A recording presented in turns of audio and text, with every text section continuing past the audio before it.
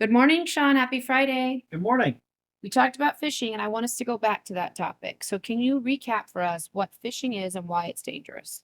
So phishing comes in a couple of different methods. The one that we've been talking about is email phishing. And there's the Google and Microsoft advertisement phishing with malicious links. That actually kind of parlays into what email phishing in some forms uses. A lot of times email phishing will make an email that looks very legitimate, that has Netflix's logo on there, but the link to reset your password is actually a completely different website that looks just like Netflix. And so when you type in your username and password, they now have your username and password. And this is email phishing. They're trying to get you to open up an email or an attachment in order to do some type of nefarious activity.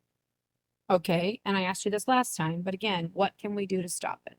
So some of the important things to do with to stop email phishing is from a community standpoint, we want to make sure that we have the correct DNS records in place.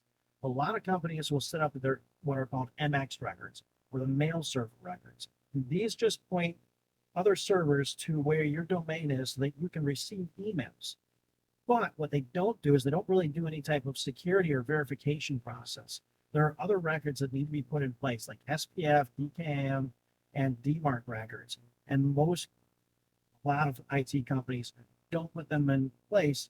And therefore, what ends up happening is when somebody decides to fake that your domain is their domain and they send something out to somebody, there's no verification record to refer to from the other mail server. So they automatically assume that it's a safe email, or they automatically block it depending on the sophistication of the server.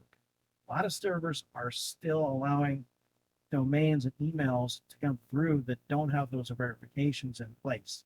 And so what we want to make sure is that when we set up an email account, we have those DNS records in place for verification so that we protect others out there from looking like an email came from us. It also protects us because it will help us not get sued for sending an email that we never actually sent that ended up reaching a network.